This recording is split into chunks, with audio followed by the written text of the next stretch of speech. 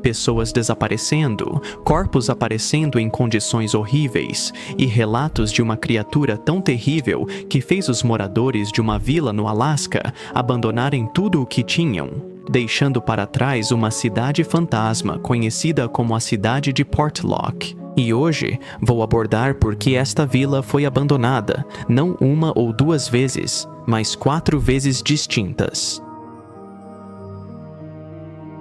Ao contrário da maioria das cidades fantasmas na América, Portlock foi habitada por pelo menos 4 diferentes povos ao longo de séculos, apenas para ser abandonada em circunstâncias misteriosas a cada vez. O primeiro registro conhecido de alguém chegando a Portlock foi um capitão britânico, Nathaniel Portlock, o que resolve o mistério de como o lugar recebeu seu nome. Portlock chegou em 1785 e começou a mapear uma faixa de terra pela Bahia e basicamente em todo lugar, e foi então que ele descobriu algo estranho. Ele descobriu amplos vestígios de uma aldeia nativa. Isso confundiu a tripulação de Portlock, porque a área estava cheia de caça intocada e tinha muitos peixes para sustentar a aldeia. Então, por que os colonos anteriores partiram? Quaisquer que fossem suas razões, o fato é que os nativos haviam deixado uma área privilegiada e a tripulação de Portlock ia se estabelecer lá, ou assim pensavam.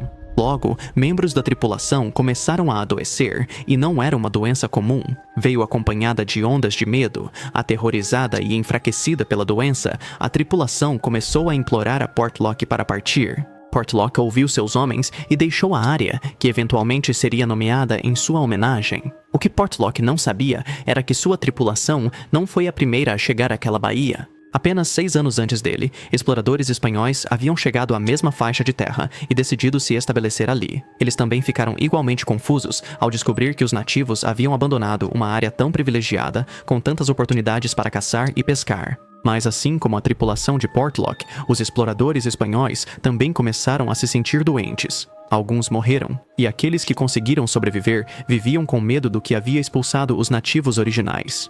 Eles podiam ouvir gritos horríveis e sombrios vindos da floresta. Os sons se aproximavam deles muito lentamente. Então, um dia, os exploradores espanhóis decidiram arrumar suas coisas e partir, assim como os colonos originais. E agora, 6 anos depois, o capitão britânico Nathaniel Portlock tomou uma decisão semelhante. A tripulação de Portlock havia sobrevivido em climas mais frios, e os exploradores espanhóis tinham enfrentado condições mais severas. Mas no caso de Portlock, nem os colonos persistentes, nem os exploradores motivados conseguiram permanecer por muito tempo. Então, qual era essa doença especial que vinha acompanhada de ondas de medo e, eventualmente, levou ambas as tripulações a fugir de uma área tão privilegiada? Uma explicação é o infrassom, que é uma frequência de baixo tom que alguns mamíferos produzem. Os humanos não conseguem ouvi-lo, mas podem sentir seus efeitos. Pode causar náusea, vômito e vertigem, todos consistentes com os sintomas experimentados pelos homens de Portlock. Mas as coisas ficam ainda mais aterrorizantes quando você percebe quem produz infrassom. Predadores como tigres são conhecidos por produzir infrassom para atordoar e desorientar suas presas. Acredita-se que os cachalotes também usam frequências sonoras para aterrorizar suas presas e paralisá-las antes de caçá-las. Se os homens de Portlock estavam realmente adoecendo por causa do infrassom, tiveram sorte de partir quando o fizeram, porque aqueles que vieram depois tiveram o azar de descobrir que o predador de Portlock não era um tigre, mas algo muito mais aterrorizante. Por mais de 80 anos, Portlock permaneceu uma cidade fantasma. Então, em 1867, uma comunidade de nômades Sugpiaq montou acampamento na baía do que é hoje Portlock. Eles eram gratos por toda a comida que podiam acessar facilmente na área, muitos grandes moluscos e peixes fáceis de capturar, alces que os nativos haviam caçado por milhares de anos. Se estabelecessem ali, nunca ficariam sem comida. Então, eles se estabeleceram e celebraram, mas não por muito tempo. Dentro de um mês, os colonos Sugpiaq foram atacados, mas os atacantes não queriam seus peixes ou alimentos. Os atacantes queriam eles.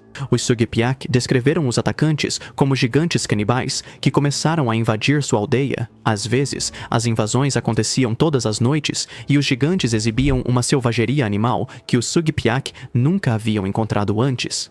Inicialmente, os nativos lutaram para manter seu novo lar, mas os ataques continuaram acontecendo. Sempre que havia mais caça na floresta, os gigantes paravam de atacar. Mas, quando os aldeões pensavam que o perigo havia passado, os gigantes voltavam, em busca de carne humana. Sempre que havia menos animais para caçar na floresta, os gigantes começavam a atacar a aldeia mais frequentemente. Por isso, não é surpreendente que os Sugpiaq tenham deixado a aldeia. Mas levaram consigo histórias dos gigantes devoradores de homens e suas incursões aterrorizantes. Isso aconteceu em 1905, após o que Portlock permaneceria abandonado até 1921, quando uma comunidade nômade de alúticos russos tentou se estabelecer na Bahia. Mas, ao contrário dos colonos anteriores, os Alutiiq trouxeram a indústria do século XX com eles. Eles montaram uma fábrica de conservas para processar salmão, que era abundante e fácil de pescar na região.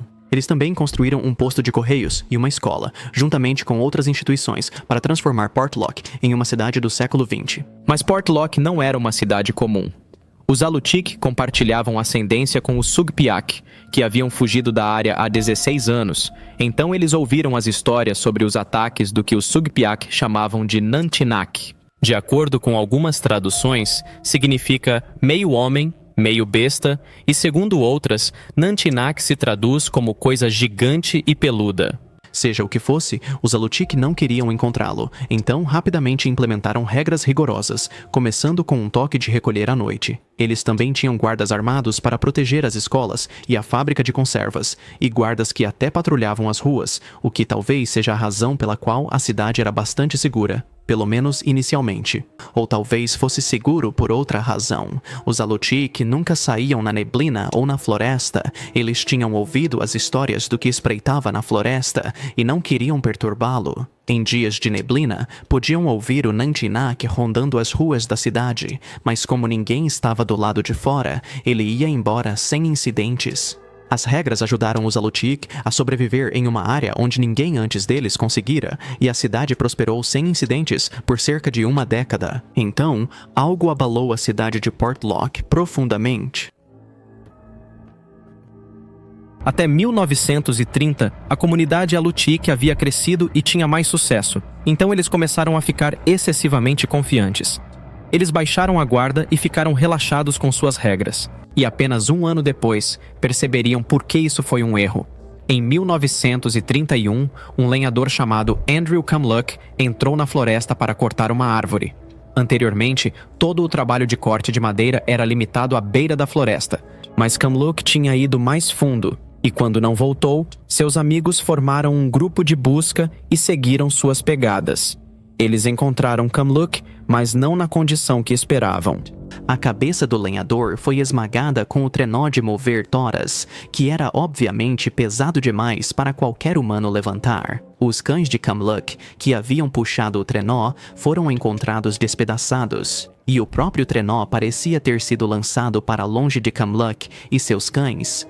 Os amigos de Kamluck estavam apavorados, e com razão, porque nem sabiam o que pensar do que haviam testemunhado, e por um tempo, ninguém sabia como interpretar até um dia fatídico. Outro morador, Tom Larson, foi cortar lenha para armadilhas de peixe, e foi então que ele viu uma grande e assustadora criatura peluda na praia. Ela estava de pé como um humano, mas era grande e peluda demais para ser uma. Por alguma estranha razão, Larson correu para casa e voltou com um rifle.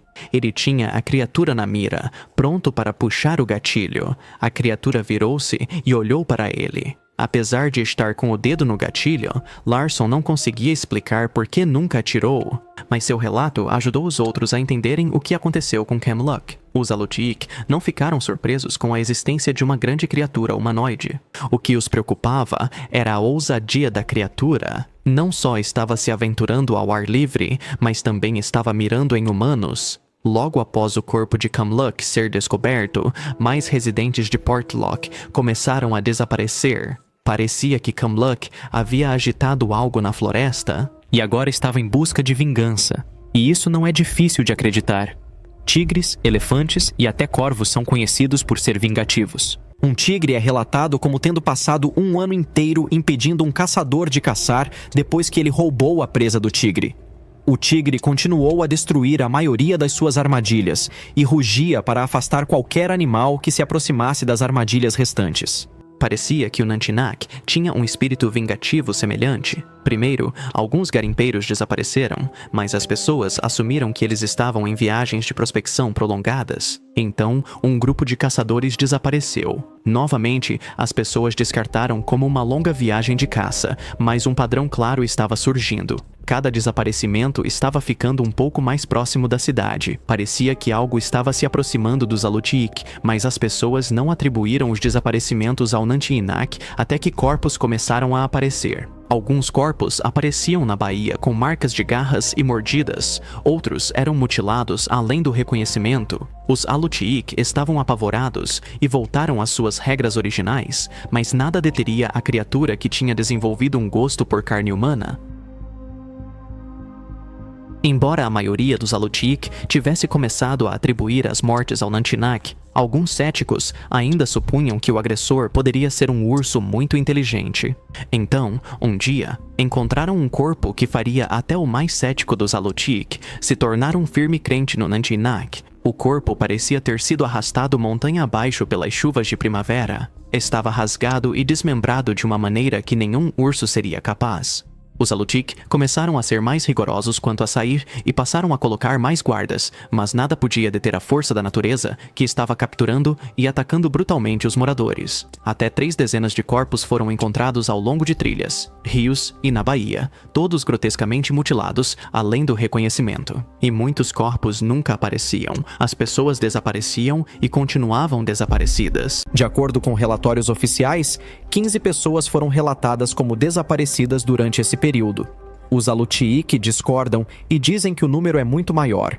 Eles também enfatizam que a forma como os corpos foram mutilados não se assemelha a nada que um urso ou um lobo poderia ou faria.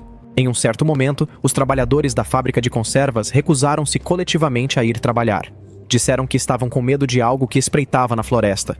Pediram que voltassem na temporada seguinte com promessas de proteção 24 horas por dia por guardas armados. Os Alutiiq fizeram o possível para continuar vivendo em Portlock, mas o número de mortes continuava aumentando, então eventualmente eles partiram. Mas a maneira como partiram foi bastante estranha. Em 1950, quase da noite para o dia, todos, exceto um trabalhador do correio, abandonaram a cidade. Era como se estivessem tentando enganar um predador altamente inteligente. Um dia, os Alutiiq pareciam seguir com suas atividades e no outro, todos partiram, mas deixaram alguém para trás. Um funcionário do correio praticamente se barricou na agência de correios de Portlock. Ele relatou ter ouvido os sons de uma criatura bípede pesada, vagando pelas ruas vazias da vila recém-abandonada. Felizmente para ele, o posto dos correios fechou e ele também deixou Portlock. Em 1951, a população de Portlock era 0. Alguém pensaria que as histórias terminariam. O que quer que fosse a criatura que tinha como alvo os Alutiiq voltaria a viver sua vida. Mas em vez disso, parece que a criatura desenvolveu um apetite por sangue humano. Cerca de 18 anos após o abandono de Portlock, um caçador se aventurou na floresta perto da cidade fantasma. Ele estava à procura de cabras selvagens, mas o que encontrou em vez disso lhe causou pesadelos por muitos anos. No início, ele sentiu como se alguém o estivesse perseguindo. Ele ouviu passos lentos e um farfalhar distante.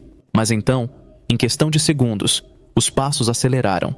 Ele não estava sendo apenas seguido, estava sendo perseguido. Ele começou a correr e nunca olhou para trás. A criatura que o perseguia estava gritando e fazendo sons horrendos e continuou a segui-lo até ele sair da floresta. 5 anos depois, em 1973, 3 caçadores estavam passando por Portlock quando uma tempestade os forçou a se abrigar na cidade abandonada. Eles não conseguiram dormir a noite inteira porque algo continuava a circular o acampamento deles.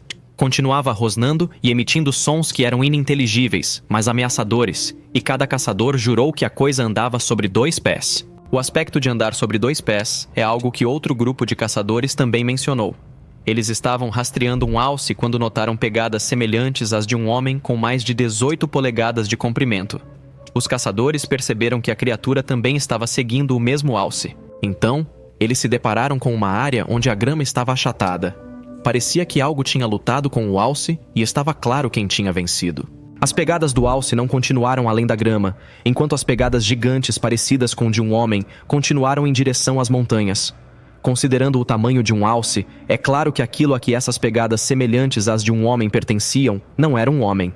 Um dos relatos mais recentes é de 1990, quando um paramédico de Anchorage foi chamado para ajudar alguém que estava preso na cadeia de Eagle River. O preso que havia sofrido um ataque cardíaco era um Alutiiq de 70 anos. Ele estava inerte e em silêncio, então o paramédico tentou envolvê-lo contando sobre suas aventuras. O preso permaneceu sem resposta até que o paramédico mencionou que ele tinha ido caçar nas florestas ao redor de Portlock. O idoso levantou-se de repente e agarrou o médico pela camisa. "Você viu? Incomodou você?" ele perguntou enquanto os guardas entravam correndo. "Você viu? Incomodou você?" ele repetiu, parecendo apavorado.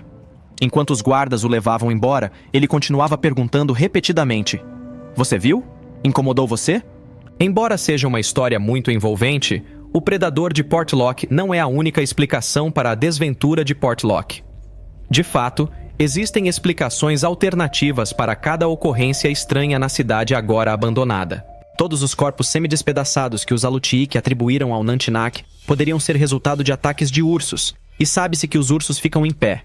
Os nativos disseram que não era algo que um urso faria, mas isso é apenas a opinião deles. É possível que um urso seja mais feroz do que os Alutiiq estimaram. Os ursos são notórios por se aventurarem em cidades na borda da floresta à noite e em dias de neblina.